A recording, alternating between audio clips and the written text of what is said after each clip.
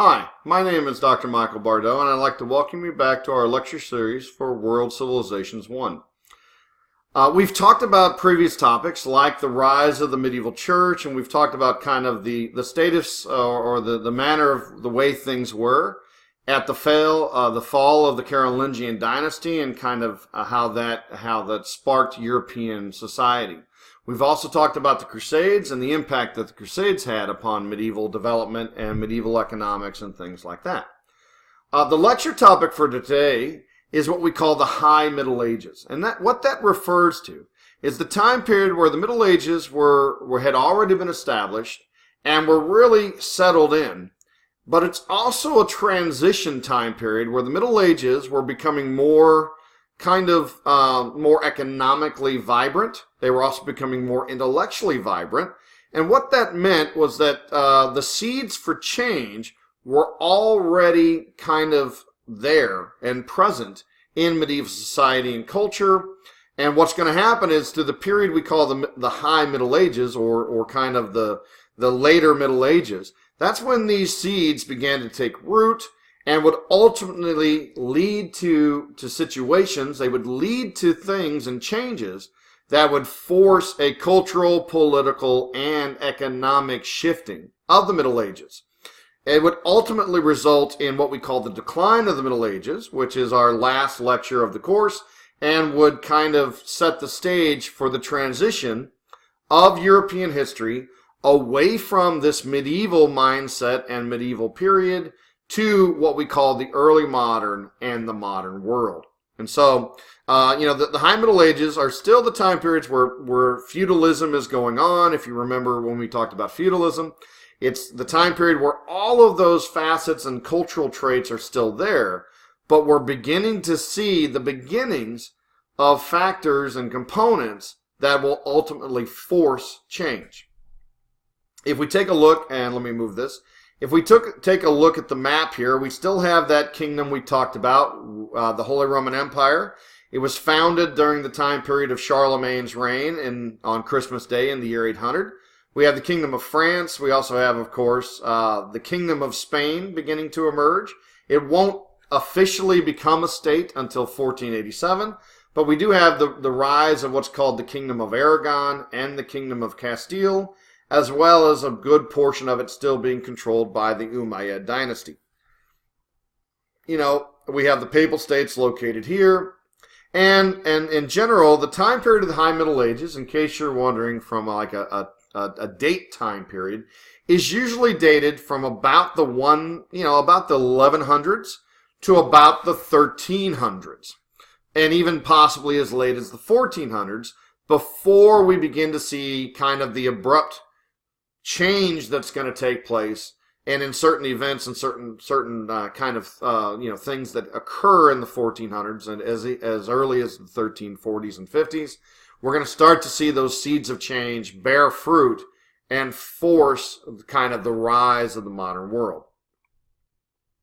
And so, when we talk about the High Middle Ages, what we're primarily talking about is we're talking about a time period where that idea of the knight and what the knight represented really became very idealized and stylized. And we have the emergence of what we call romantic literature or romance. It's during the High Middle Ages that we have the real kind of definition of the so-called King Arthur story. And we have the merging of a lot of different elements of medieval society coming together to create what we might call a very stylized or idealistic picture of the Middle Ages. It's also a time period of what we call revival and consolidation. Now, in terms of revival, we're primarily talking about here economic revival. As we mentioned, with the rise of the Crusades, as well as the rise in population and a stabilization of society, we see the return of an economic kind of upswing. And this is sometimes referred to as the commercial revolution of the 12th and 13th centuries. And what this refers to primarily is we have an increase in the amount of money that is being used. Governments are now becoming stable and powerful enough to create and regulate the use of currency again. So money is going to make its way back into Europe, and it's because of this money making its way back in, we're going to see a shift away from what we talked about previously, which was kind of an economy based on bartering or trade. And now we're going to see an economy based, once again, like it was in the Roman Empire. It's going to be based on money and using money. Secondly, because of an influx of population, a growth in population and stabilization, we're going to see the rise in the amount of money that's going to be made by individuals. And so what this keys into is what we call the rise of a middle class. And starting in the 1300s and 1400s, and then building all the way up into the 17 and 1800s, we're going to see this rising middle class, which is going to force not only economic change, but it's also going to force political change as well. And last but not least, for the first time since the fall of Rome, we start to see urban populations growing. We start to see the foundation of new cities and the populations of old cities increasing in number. Predominantly after the fall of Rome, most of your European cities dropped down from maybe 70, 80, or 100,000 or more. They dropped down to being 30 or 40 or 50,000 people. Finally, as we approach the 12 and 1300s, that urban population starts to make a comeback, and those cities are going to start to grow again. And as the urban centers grow, of course, we're going to have the rise of economic growth also. Now, when we talk about consolidation, we're talking primarily about political consolidation in Europe. And the area where that political consolidation becomes the most powerful is going to be in the country of France. We talked about the Capetian dynasty earlier, how it was formed and kind of founded upon weakness. But what's going to happen in this revival and consolidation period, it's going to be the kings of France, the Capetian kings of France, are really going to have a lot of success at maximizing their power and increasing it. And so if we take a look at the great kings of the Capetians, it all starts with a king by the name of Louis VI, known as Louis le Gros or Louis the Fat. And that seeds of growth and power consolidation that Louis starts are going to be augmented and increased by Louis VII. And they're going to primarily reach kind of their kind of success, or not ultimate success, but a great success under Louis VII's son, Philip II, otherwise known as Philip Augustus. And I apologize, I just wanted to put that comma in there. It looked like I didn't have a comma. And it's really under Philip Augustus, or Philip II, who reigned from 1180 to 1214, that the Carolingian dynasty was kind of re-established in terms of size of France. Basically, because of conquering area that had been lost, as well as expanding new areas, Philip II was able to create the largest French kingdom since the time period of Charlemagne. Now, ultimately, when we take a look at the Capetian kings, we ultimately come to a guy by the name of Louis IX. He was great-grandson of Philip II. He was grandson of Philip II, And Louis IX, who was also, would later be called Saint, he would be designated a saint and be called Saint Louis, for whom the city of St. Louis is named for, of course. You know, it's under Louis IX that we have the merging or the emergence of that political power, which is then going to be merged with, again, that stylistic or idealized image of a king as being both a secular ruler and being an ultimate spiritual ruler too. And so Louis IX kind of brings the French monarchy up to its highest height, not in terms of power, but in terms of prestige and image, because he becomes the model, if you will, for what a medieval king or a medieval monarch is supposed to be.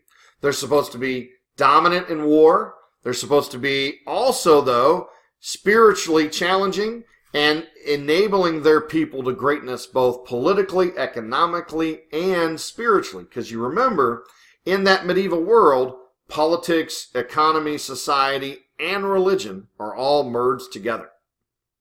However, that great prestige and that great model of Louis IX is going to take a serious turn for the worse when we get to Louis IX's grandson, so-called Philip IV or Philip the Fair. Now, if you remember, it's Philip IV. We talked about him once already when we talked about the papal monarchy. You know, Louis IX is going to be seen as a great champion of the church. He's going to be seen as a great spiritual leader, being designated a saint. But in basically 1303, Philip IV is going to go toe-to-toe with the papacy over the issue of taxation of the church. And unlike earlier monarchs who basically gave in or gave up in the face of papal opposition, Philip IV is going to fire back and basically dominate the papacy and really influence it a lot in his later life. And he's going to result, of course, that's going to result in the confrontation between Boniface, which leads to Boniface's death, Boniface VIII Pope. And so, even though Philip IV is not the great spiritual leader that Louis is, what Philip IV's reign kind of represents is kind of that power base that had started under the early Capetians, reaching its height and becoming the most powerful monarchy in Europe at the time, in reference to other monarchs. Now, leaving France behind and moving on to England, we also want to talk about a tremendously important event that took place in the 1200s. And that's the rise or the beginning start of what we call parliamentary process.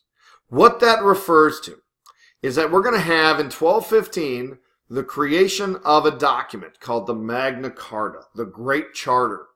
And what the Magna Carta does is it establishes, it doesn't create, it establishes the steps and the foundation and the precedents for a later governmental change that we call the rise of Parliament or parliamentarian process.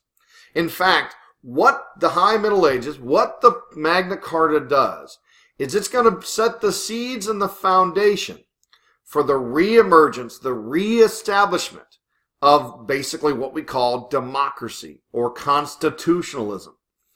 If you've taken World Civ 2 or will take World Civ 2, we will talk about the Magna Carta as kind of the primordial foundation, if you will, of the modern government system that we today call constitutionalism.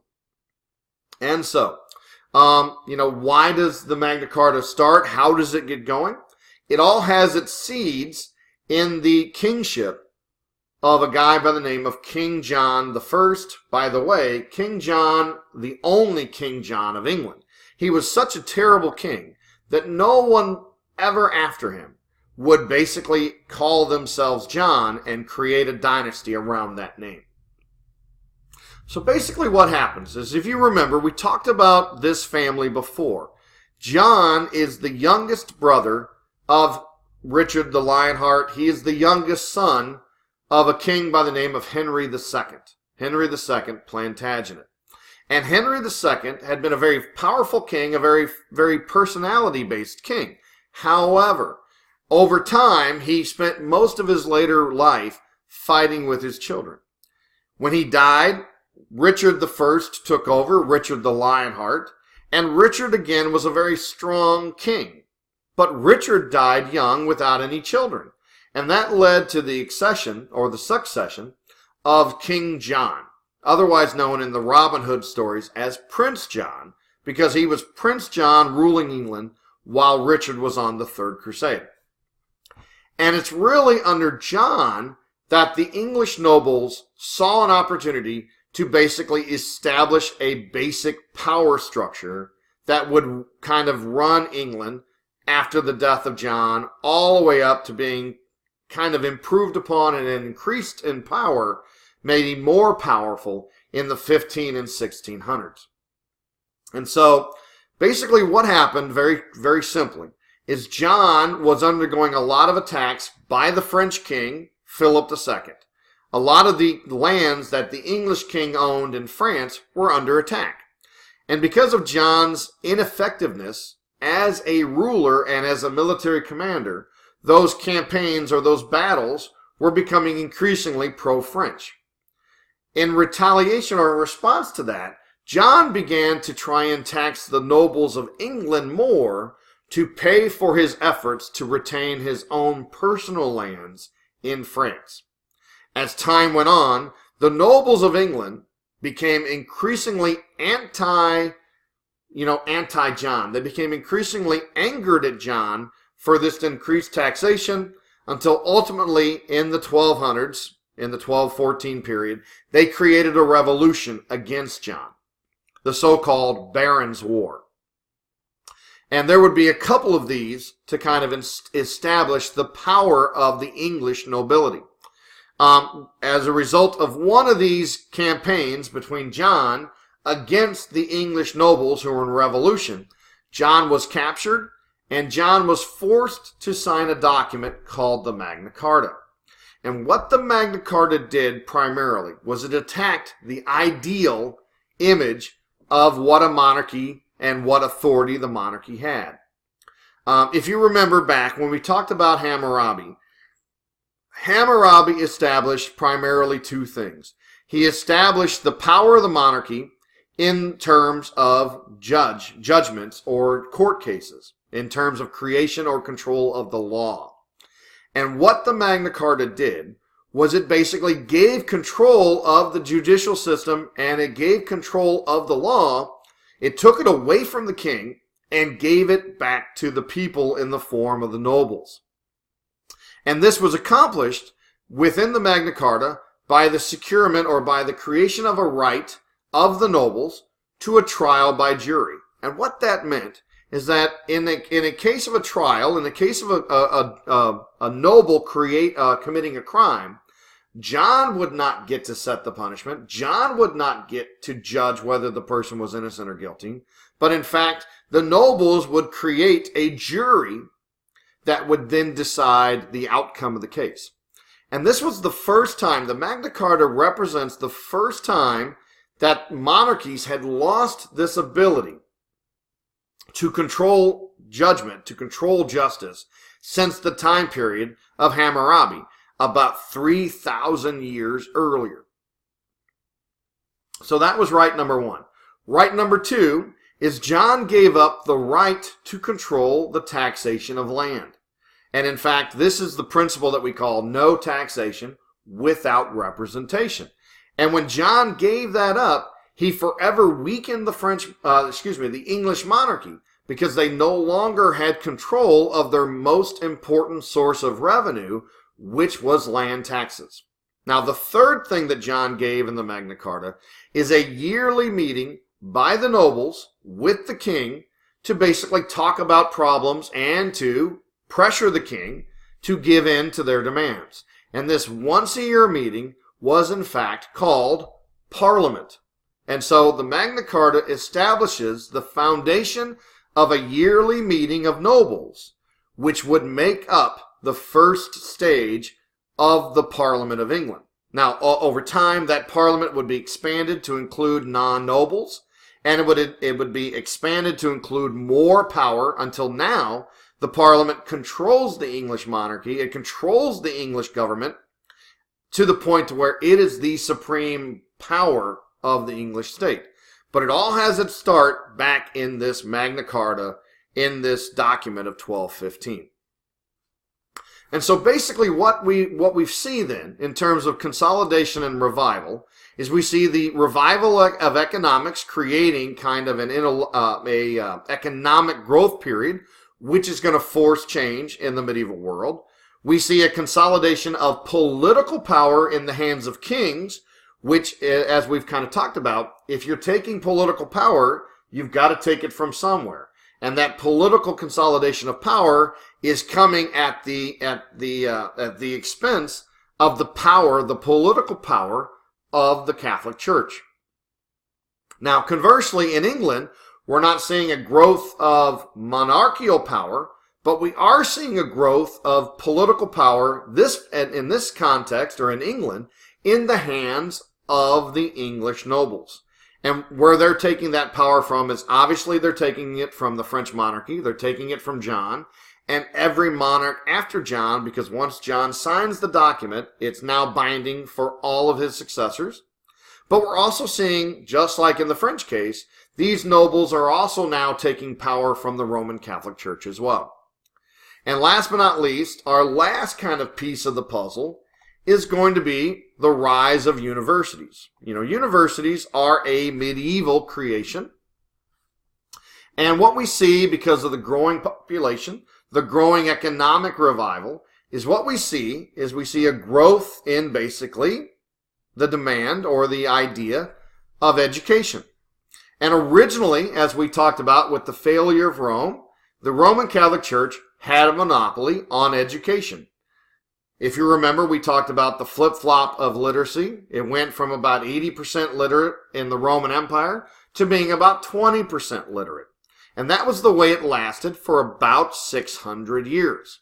However, starting in the 1100s and building through the 1200s, we see a return or a demand for education. In the beginning, this demand is going to be taking place in the so-called cathedral schools, which were controlled by the Roman Catholic Church. But as time went on, parts of these cathedral schools actually broke out and became their own separate school, which were called the universities. And just as a point of trivia, to give you an idea, the first universities were the University of Bologna in Italy and the University of Paris, which grew out of the Paris Cathedral School. And so these universities started out very small. They started out being under the control of the Roman Catholic Church, but as the 1200s and 1300s continued, they basically became independent centers of learning, and they were basically now housed by non-clerical teachers, the so-called teachers' guilds, and they were founded in these urban centers where the population was beginning to grow. And what these universities did is they ushered in a new age of intellectualism too. They ushered in a new age of scholasticism, which would in fact kickstart, as we mentioned here on the outline, it would kickstart the return of literacy. Literacy went from being about 20% of the population to 20 to 25 to 30 to 40 to 50 to 60% as the Middle Ages continued to kind of move along and eventually began to decline. And because of this, we have new demands for intellectual ideas and new demand for intellectual thought. And one of the areas that's going to target, of course, which we'll talk about a little later, is it's going to target the Roman Catholic Church, which was trying to control that literacy, trying to control that intellectualism. And it's now going to spark a kind of growing problem for the medieval Catholic Church in how to deal with these issues of people wanting to read the Bible on their own, people wanting to interpret the Bible on their own, and kind of come up with new interpretations and new types of Christianity. And to kind of set the foundation, that's going to be the intellectual foundation that is going to give birth to a later issue, kind of at the end of the Middle Ages, that we talk about, which is called the Protestant Reformation.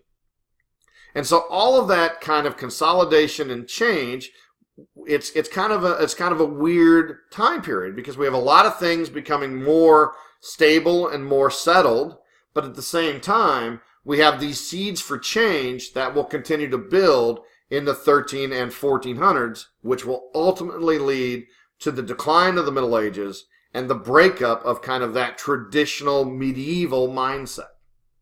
And that is going to, of course, the only way to prepare for new growth is to basically get rid of the old growth. It's to get rid of the old standing structures, and they're going to be replaced or changed by those new ideas. And that's what we're seeing at the end of the High Middle Ages into the time period we call the decline of the Middle Ages. And that is going to be our last lecture.